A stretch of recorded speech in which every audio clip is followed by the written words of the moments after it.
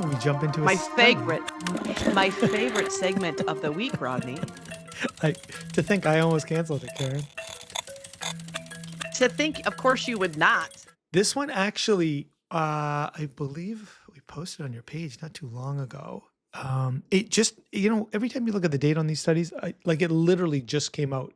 I think I sent it to you 4 days ago or something like that. It does here say revised January 26th, accepted March 16th, but it just got posted in July. Leaky gut and intestinal mucosal injury among dogs with clinical subclassified atopic dermatitis. This is even more research.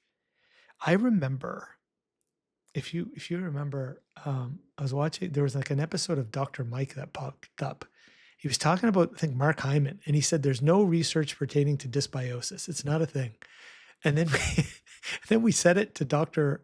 Will Bolshewitz in the podcast, and he was like, Dr. Mike is my friend, and I'm really disappointed he'd say something like that, because all there is research, right? There was a time when you and I would talk about dysbiosis, leaky gut, again, because of the research, but because it takes 20 years to make it into vet school textbooks, or usually they say 10 years to get into human textbooks, 20 years to get into vet textbooks. Who knows? So true. Who knows? And that's why it's not in medical schools for people or animals right now. I mean, I believe now maybe when you're in your 6 months of internal medicine GI, they'll mention the term dysbiosis. They don't tell you what to do about it. So that is very true. No doctor, human or animal, knows what to do. Graduating from medical schools, we do not know what to do with leaky gut. We may have heard the term, but they do not teach us what to do. Yeah. And that's why, and it's the foundation of everything, which is why we're so passionate about it and why I think this study is important. Yeah. And the research is pretty phenomenal in this one, because it's what makes it a little bit different and separates it. The scientists did a few things here. So it's a brand new peer-reviewed study, comes out of Brazil, shout out to the Brazilians and their awesome vet science down there. It looked at dogs with atopic dermatitis, environmental allergies, which God forbid I know is a big problem for people today, to see whether worsening skin disease was linked to changes in the gut. So basically what they wanted to measure for, all right, if you've got gut dysbiosis and it gradually gets worse, do your allergies get worse? Or is it, hey, if you got dysbiosis, whether mild or whether moderate, it's like, let's just say a symptom of an allergy or so on and so forth. So when the study results came out, the findings suggest that the gut and skin, which we know is the gut-skin axis we talk about on the Inside Scoop, they do influence each other. And what the scientists found was that the worse the gut was, the more severe the allergic disease was. Now, the scientists measured a couple things here, the DOA, which is a marker that reflects injury to the intestinal lining. Diamine oxidase. And says Goobers, we've talked about this many times here. Yes, diamine oxidase. Okay, and then please. They also tested for zonulin, the protein that's often been studied as a marker related to intestinal permeability. Shout out to Innovative Pet Labs. Right? Betsy and the whole crew over there that have been on the Inside Scoop. If you have not checked that out and you're on the website, check out the 2 podcasts. And I'll just say that Betsy's lab, Inside Scoopers, is the one lab that measures zonulin. So Innovative Pet Labs is very different from, let's say, Animal Biome or VDI, totally different. They're measuring how leaky is your leaky gut. They're measuring how permeable is your animal's gut barrier. It's a totally different test than measuring the colonies or the species of bacteria you have in your gut. Okay, sorry, Rodney. No, it's totally fine. Okay, so a couple things that happened here. So first of all, as the leaky gut got worse, according to the scientists, you can expect the skin barrier of your dog to become weaker as the disease worsens. So the findings, it says here that dogs with severe allergies had much lower skin hydration than dogs with the mild disease, showing that their skin barrier was significantly more compromised. So as that sort of moisture starts to drop in your skin, as your gut dysbiosis starts to go up, it leaves the skin susceptible to irritants. So now when your dog goes outside and rolls in grass, it literally, like when the allergy was mild and the dog would come in contact with grass, it was just like a mild itch and you didn't pay attention to it. As the gut got worse, the skin hydration got worse. The irritant, which was just going out on grass, which was just mild, became severe. Yeah. Became a severe problem. And what I take home from this study, Rodney, is if you have one of those dogs that is shredding herself, you have to include in your protocol a gut permeability sector. Like, you can't ignore the gut. Yes, you may need temporary short-term, a little round of steroids. Yet you may need to be coning your animal so they're literally not chewing the pads off their feet. Veterinarians in the group, we've seen it. Animals have removed their pads from chewing. That's how intense the itch is. You may need to prevent self-trauma by coning and drugs for a short term. But here's the heartbreak I have, Rodney. All of us are okay for short-term drugs to manage terrible quality of life, of course. But what are you doing at the same time that you are administering drugs for quality of life? You better damn well be addressing the gut. Yeah. Because that's your long-term ally in getting over this whole cycle of antibiotic steroids, or Cytopoint, or whatever, Apoquel, whatever immunosuppressant, immunomodulator you're going to pick to control the symptoms.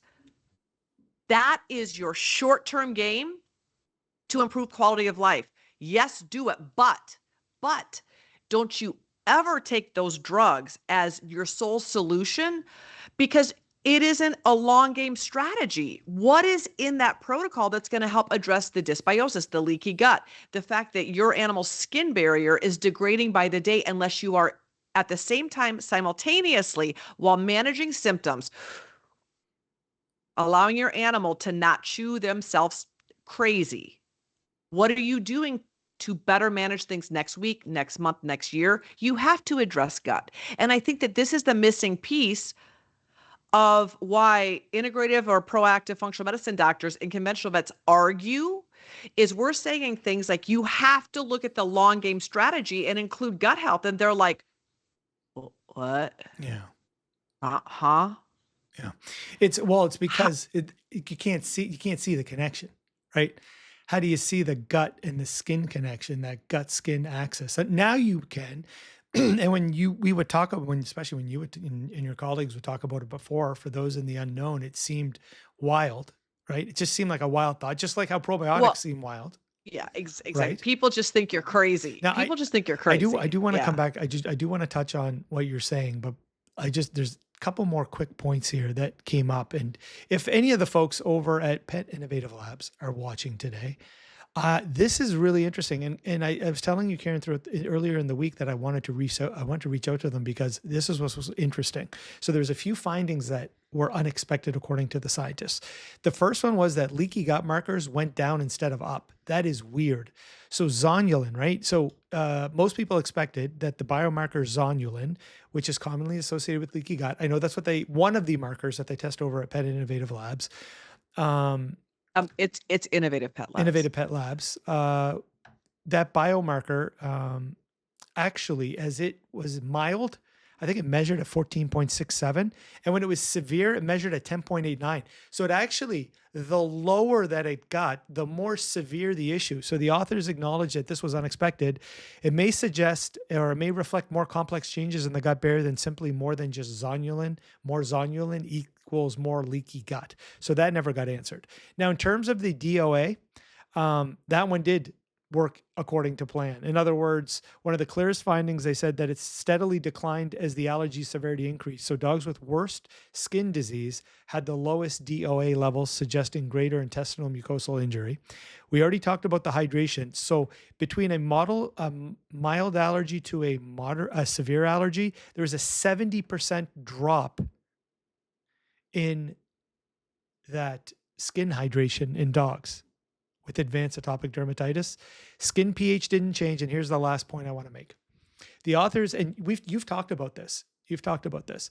So the authors raise an interesting theory about histamine. Now, they didn't test for it. It's just their theory in the study. It's at the bottom of their notes. Because DOA, Karen, helps, as you know, break down histamine in the gut, the authors speculate that dogs with lower DOA, meaning the more severe a dog has a skin allergy, may have more difficulty handling dietary histamine. They suggest this could be one reason to investigate whether high histamine foods play a role in some dogs with allergies. Again, a hypothesis. So it makes you wonder when people, because I know the biggest thing in pet stores, if you're a retailer that happens to be listening, when somebody would come in with a dog with severe allergies, if they weren't already on like a hypoallergenic from their vet and they just came into a pet store, the pet store would usually go to a bag of fish. Like as an example, like a 6 fish from Origin, right? Just a bag full of fish. Now one may say to themselves, well, what's the big deal? And then they come, Go. and then they come back this color. Come back that color. Have you ever seen those dogs literally from when they lay on their back and you're like, oh, good God, like they're just, it's a fulminant histamine. Have you ever seen dogs that are literally like clown red? That's a fulminant histamine meltdown. I just wrote this into the new book, and I know it's going to be one of the points that my colleagues are going to attack me on. I just wrote in that allergic dogs have been shown to have less diamine oxidase. We also know that diamine oxidase is produced in the gut. And if you have leaky gut or a semi-permeable membrane that is not keeping out foreign antigens, DOA drops even further. Diamine oxidase should be naturally produced to handle dietary histamine coming in. Inside Scoopers, histamine comes from two sources. Our mast cells release histamine when there's a reason to do so, when there's an antigenic stimulation. The body says, hey, we need a warning sign to the rest of the immune system that there's something going on here that we need to be aware of. The body, mast cells do a perfect job of saying SOS, and they become red and loud and inflamed. That's a beautiful response that's supposed to happen. The downside is when you have an animal that is sensitized and they have leaky gut simultaneously, that systemic inflammatory response is cycled and stressed and triggered in perpetuity. So there's constant mast cell release, degranulation of histamine. That's a problem because there's this massive, intense itch. But inside Scoopers, it gets worse. I'm pretty sure our book will be the first to talk about this. And I'm also pretty sure that you're seeing a good bird outside. We want to hear that next. I'm also pretty sure that this is the first time I'm ever going to talk about in written format with this book, dietary histamine and DOA levels when it comes to what are we feeding dogs with allergies. We should be looking at histamine levels coming from food. So there's an amino acid inside Scoopers called histidine. Histidine contributes to the body's load of histamine. Also remember, the body has a two-part system, DOA in the gut, to be able to be like, hey, incoming histidine, we got you. We're going to release this internal histamine control in the gut from the cells at the gut. As long as your animal has a healthy gut, it can handle whopper loads of histidine, the amino acid that's going to convert to histamine, that's going to create this inflammatory response. All that will happen when the system works well. When the system doesn't work well, here's the downside. Our animals eat high histidine food. What's the highest histidine food in the world? Seafood. Seafood. And this does not mean DHA and EPA. Omega-3 fatty acids are off the hook. So this has nothing to do with the lipid fraction, guys. There is no histidine in squid oil, krill oil, caviar oil, Perna mussel oil. There's none. So this is not a omega-3 conversation. I'm talking about feeding fish or seafood as a protein source. There's the most histidine there.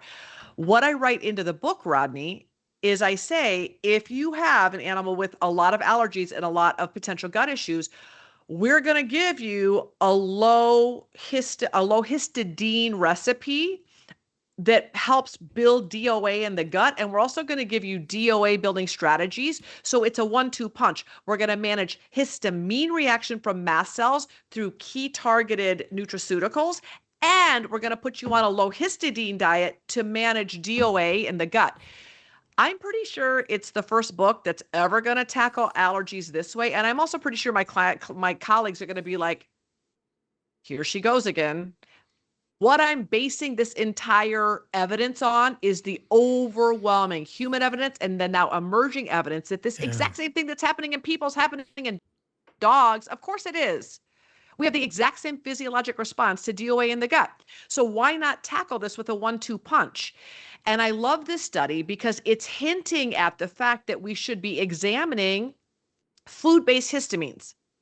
Fermentable And what foods. happened Fermentable foods and as well. Like, I didn't want to and cut you off there, but bone broth. usually you'll see a whole bunch of people start recommending fermentable foods when you have an ultra itchy dog. And look, fermentable foods are fantastic. We love it.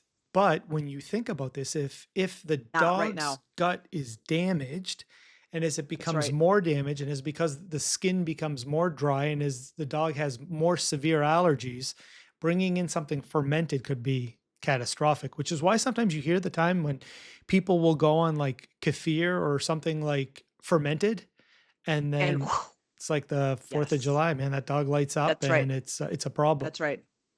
And this is also why, guys, here's my pitch for home. The reason I'm giving you therapeutic, veterinary formulated DIY prescription diets in this book, the longer food sits around. So when animals are harvested, let's just take seafood. When seafood is harvested and it's caught in the ocean and then it goes into a holding tanker, it's usually kind of partially harvested on the holding tanker. The parts are split up and then they go to a processing plant. It's inspected.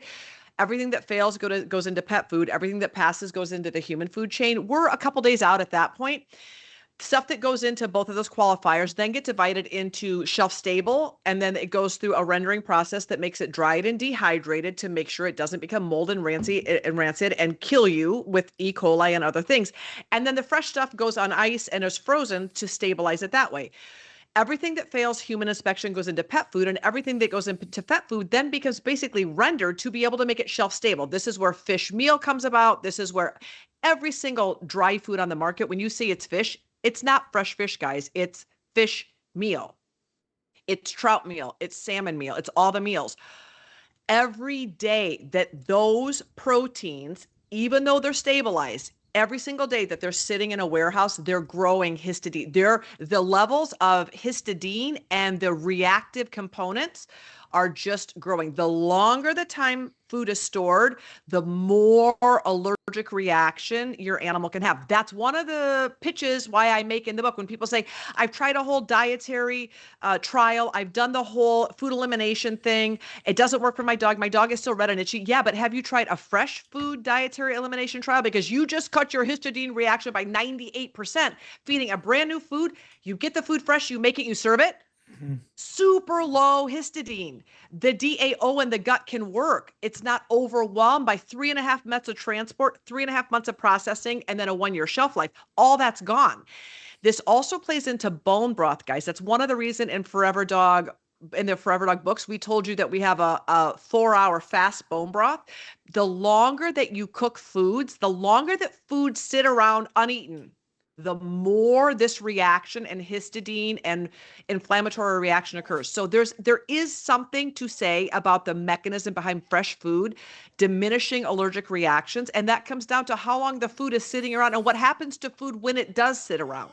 No one's talking about that, Rodney. And this fresh food, the reason fresh food, some of the magic of fresh foods pertains to us not really talking about how long do shelf stable foods sit around. A long time. Yeah. And what happens in that bag when foods are sitting around. Yeah. I'm looking here. Somebody just posted about, should be sitting here. I don't know if you can hear. Oh, Chris says, what about fermented raw goat milk? This is interesting because when I was doing that big giant live a couple of years ago on all the different types of fermented milks, and looking at my notes, I know that fresh goat milk is naturally very low in histamine, but when you go to ferment it, it's the time that matters. So like the shorter the fermentation time, obviously the lower amounts of histamine, and then the longer amounts of fermentation time, Right. the more histamine. It's why it's That's not just right. like a simple question. It comes back to That's whoever right. made that. You've got a lot of questions that you got to ask them. And so Martina says, I freeze my bone broth in pint containers. Yes, Martina, but also cook up for 4 hours, not 24. If you have a histamine sensitive dog, like back when Homie was eating, he won't even take bone broth now, but back when I could make him bone broth, he has no problem with histamine. I cooked those bones 24 hours because I want all the collagen. I want all the minerals out. No problem. If I had a raging allergic dog, there is no way I would do slow simmered 24-hour bone broth because you're just adding to the histamine load. I would do our Forever Dog 4-hour bone broth, Yep. which is specifically designed for allergic dogs. It's a big difference how long you cook food and then how long it sits around. So fresh for allergic animals. I think my take home message from this study, Rodney, is for allergic animals, fresh, fresh. The fresher, the better. Of And the course. longer foods have sit around, the Yeah. longer histamine Yeah. reactions you're going to It's have. true. It's same. That was the final point on the goat's milk, that the longer the storage time, the longer it sits around, the more fermentation. I remember I used to tell you when we would get the goat's milk from Pastor Randy over at like Planet Pause, and they bring us Yes. fresh live Yes. kefir goat milk. And we would put that in the fridge, and day one, the bottle would be this big, day two, day three, day four, till eventually, pop, pow, and they would explode inside the refrigerators. Kefir would go it was one time, you know why we stopped carrying it? Woman opens the door. The timing of opening the door and the explosion of the kefir. Oh my Here's gosh. Science Rod that goes running over to her and says, "Oh my gosh, you're buying such an incredible fermented product that it exploded." Did not help. She had like It did not help. and look, if she's listening, she's gonna know who she is. So she Did had not fur help. on her coat, right? And like Who wears fur anymore? exactly. Tell me it was Well, fake. It was that's fake the thing. fur. That's the thing. Whether it was Well, if it's real, real fur, it would be totally repellent to that if you're wearing real fur, yeah, why? Number one. And exactly. number two, it's And totally this was repellent. It's totally safe for keeper. It's real yeah. fur. So But why are you this was wearing like real fur? 2013. So it was about 12 years ago. Still, Okay. fur was not cool then either.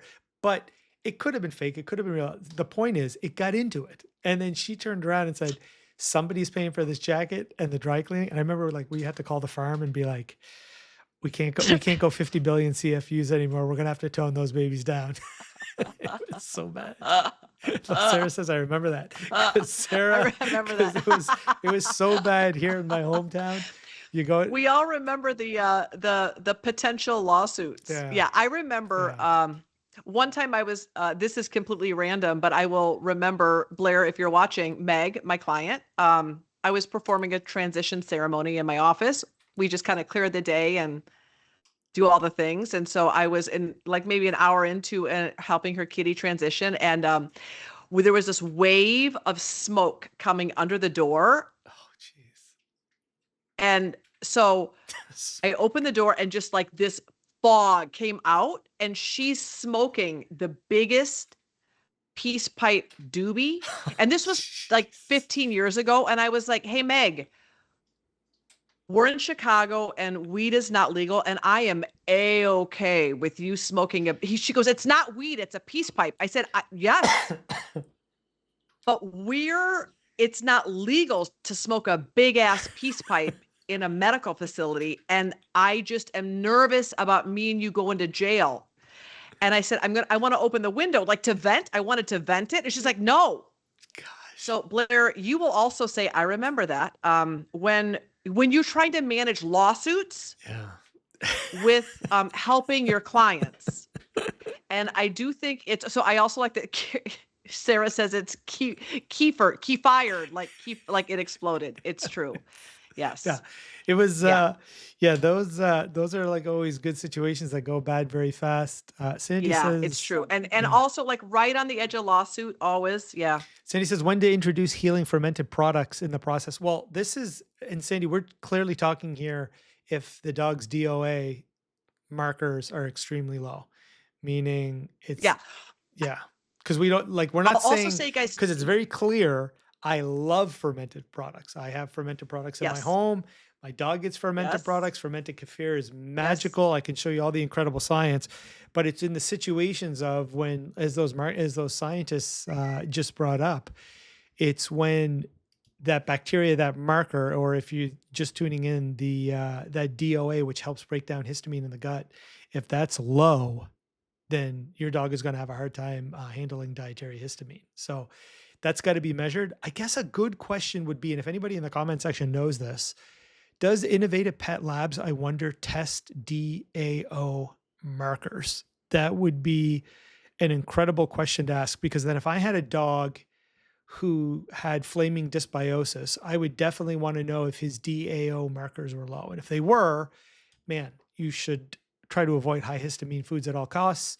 Once that is repaired, once you've begun the repairing of the leaky gut process, which you and I, Karen, should probably talk. Oh my gosh, what the heck is going on here? Rodney, I just know that we're probably going to get emails or Is calls that or bird texts. I milk? have some dear, Is that fermented it's bird bird milk. milk? We have people who have fermented supplements, fermented products. They're going to contact us after this podcast and be like, why did you guys bash fermentation?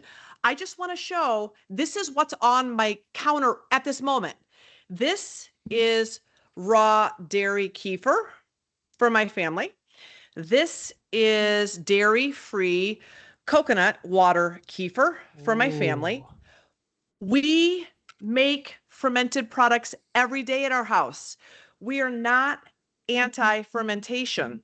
And I think it's really important to say that, because people are like, Rodney and Karen are attacking our product, our line, or whatever. We're so not. What we're saying is that if your animal has a histamine problem and low diamine oxidase, it's probably not a great idea to load them up on a ton of fermented foods and products and supplements simultaneously, because they're going to be histamine overwhelmed, and that's going to make their symptoms worse. It's not that we don't love those food and products and supplements. It's that at this moment, additional histamine liberation and histamine-based foods is not diamine oxidase. And it is DAO, not DOA. You're right. DOA is dead on arrival, Diane. Sadly, this is back to my Humane Society days when that was also a common term. It's DAO, diamine oxidase. I'm sure. Maybe I said DOA. Sue said, can you over supplement if you're not deficient? If you can give DAO, and it is in supplement form, it's the richest source is actually kidney tissue. So porcine kidney DAO. You can also get it from pea sprouts now. So there's a vegan source of DAO, and there is a animal-based source. You can buy kidney glandulars, and right on the top it'll say the richest source or nature's source of DAO, diamine oxidase, and you can supplement that. Now, what that helps to do is to quell the incoming histamine in foods inside scoopers. It doesn't address the mast cell activation inside the body. That's what berberine and quercetin are for, and other more systemic mast cell degranulation quellers. That's what those supplements are for. But what DAO does is, if you're going to continue giving histamine supplements, high histidine or histamine foods, or histamine liberating foods, those are also two different things. High histamine foods and histamine liberating foods are two different categories. It becomes very complex. But if you're going to continue doing that in a highly allergic dog, you giving a source of DAO, diamine oxidase, this enzyme that should be naturally produced in the enterocytes, the cells of your pet's GI tract. And if they're not being produced, you supplying it, think of it like a gut Benadryl. It's a gut-specific Benadryl to quiet down the histamine that's naturally coming in from food sources or supplements. And you're welcome to do that, and I would recommend that you do that. If you're going to continue giving histamine-liberating foods or high histamine foods, give a source of DAO. It's not DOA. Yeah. Cassie says, what if you're trying to heal leaky gut with an FMT and Gussie gut, which is fermented veg to help the FMT stick? Again, you've got to, like, look, in terms of a fecal microbiome transplant, you 1000% want to feed those microbes with as many different sources of fiber as you can. I guess really the question for Gussie's gut is it a high histamine food or not? Because I don't know. Have you ever tried Gussie's gut? They emailed me a bag of the original Gussie's gut. Yeah. I believe now they have a lot of different products, but the original Gussie's gut, I did not see a ton of fermentation maybe they got or fermented foods on there. I just got the Gussie's gut I got. Now, this is probably 2 years ago. They sent me a bag. I loved it. Homie and Callie both ate it. It's such a nice way to diversify the microbiome, because it's like 40 different fruits and vegetables, herbs and spices all in one bag. I love that. It's like green juju. It's just like the same concept. Green juju is fresh. Gussie's gut is shelf stable. Love them both. I did not, in the bag I did not see a bunch of fermented, but maybe they have new products now that have the fermentation. As Rodney has already mentioned, we love fermentation. If you're having an active allergic reaction, maybe not at that moment. So use them for healthy gutted animals or for animals that are not currently inflamed. If you have a massive systemic inflammatory reaction going on, we would probably not recommend that you feed more histamine liberating or histidine based foods that can contribute to more of a allergic histamine reaction in the body. Those reactions start in the gut, and that's what's important to remember is that DAO that naturally should be produced in your animal's gut may not be. And so when you feed fermented foods that require DAO, and if there's none there, that's when the bad party starts. I hope this helps. That was the final point on the goat's milk, that the longer the storage time, the longer it sits around, the more fermentation. I remember I used to tell you when we would get the goat's milk from Pastor Randy over at like Planet Pause, and they bring us fresh live kefir goat milk. And we would put that in the fridge, and day one, the bottle would be this big, day 2, day 3, day 4, till eventually, pow, and they would explode inside the refrigerators.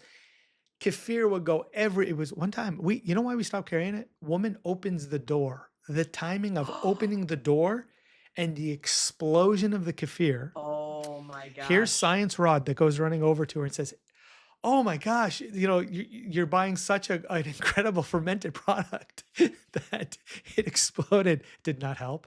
She had like, it did not help. And look, if she's listening, she's going to know who she is.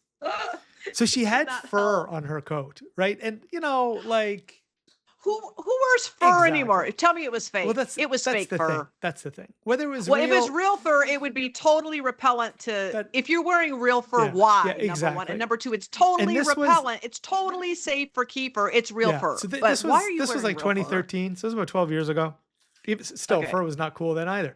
But it could have been fake. It could have been real. The point is, it got into it, and then she turned around and said, somebody's paying for this jacket and the dry cleaning. And I remember like we had to call the farm and be like, we can't go 50 billion CFUs anymore. We're gonna have to tone those babies down.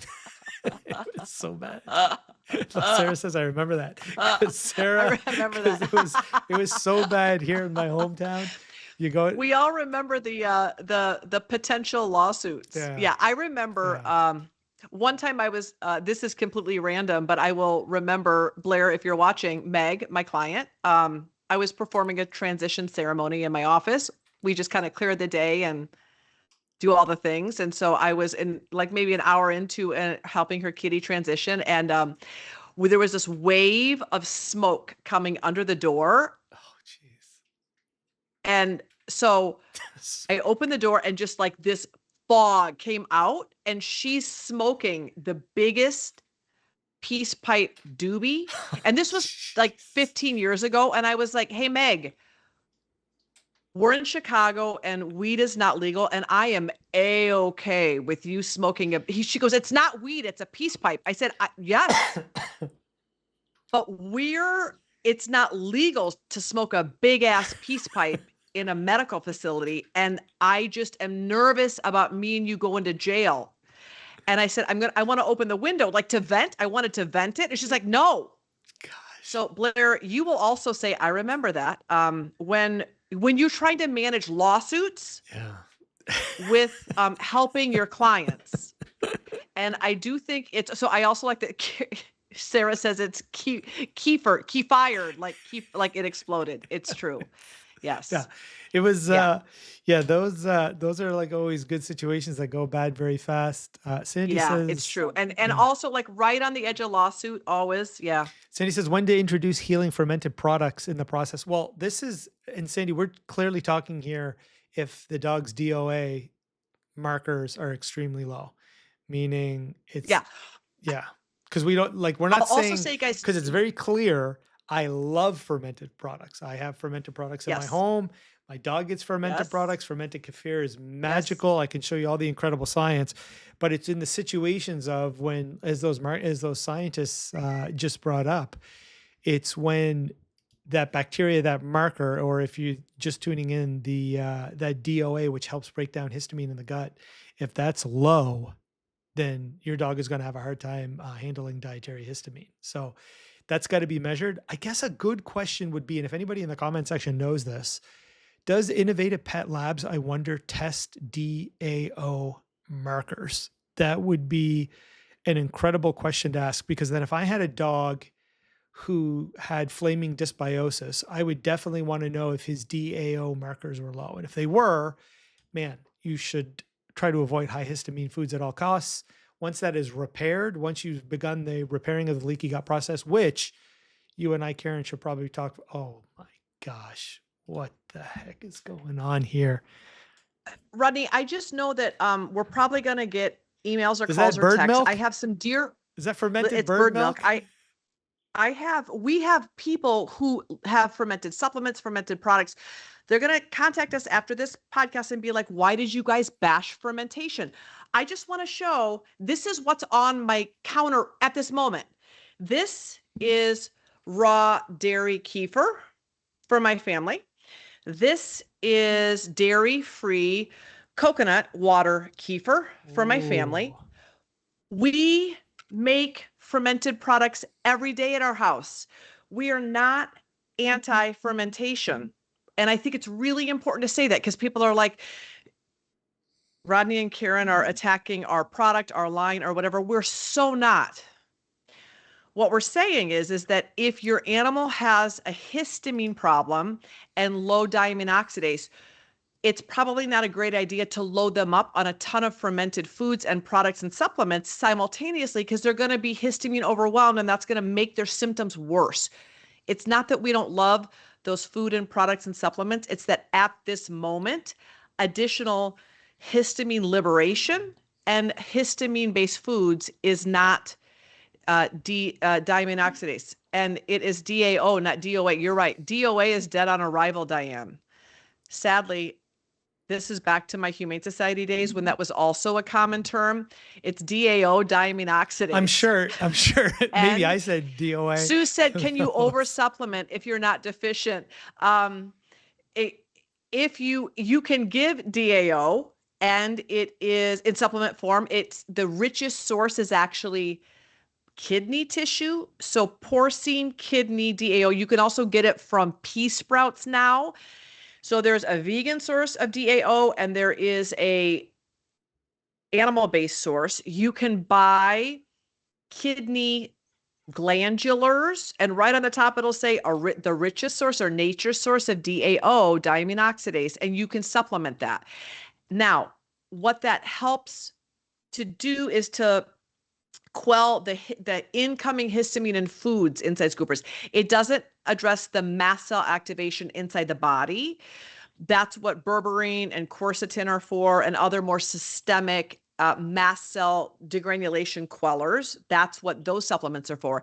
But what DAO does is, if you're going to continue giving histamine supplements, high histidine or histamine foods, or histamine liberating foods, those are also two different things. High histamine foods and histamine liberating foods are two different categories. It becomes very complex. But if you're going to continue doing that in a highly allergic dog, you giving a source of DAO, diamine oxidase, this enzyme that should be naturally produced in the enterocytes, the cells of your pet's GI tract. And if they're not being produced, you supplying it, think of it like a gut Benadryl. It's a gut-specific Benadryl to quiet down the histamine that's naturally coming in from food sources or supplements. And you're welcome to do that, and I would recommend that you do that. If you're going to continue giving histamine-liberating foods or high histamine foods, give a source of DAO. It's not DOA. Yeah.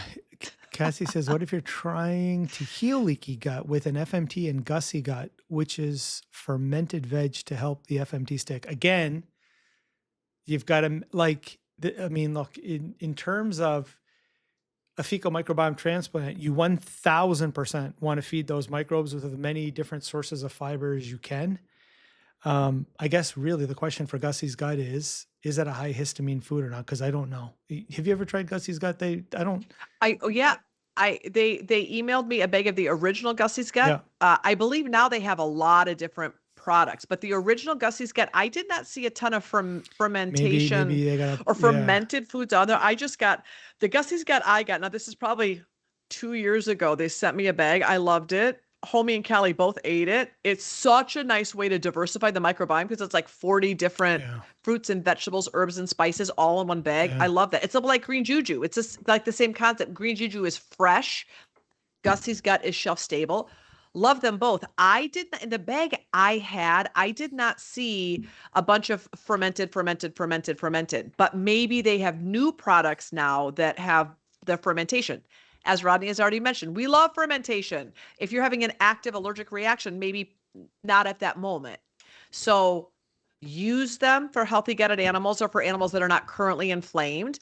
If you have a massive systemic inflammatory reaction going on, we would probably not recommend that you feed more histamine liberating or histidine based foods that can contribute to more of a allergic histamine reaction in the body. Those reactions start in the gut. And that's what's important to remember is that DAO that naturally should be produced in your animal's gut may not be. And so when you feed fermented foods that require DAO, and if there's none there, that's when the bad party starts. I hope this all makes sense.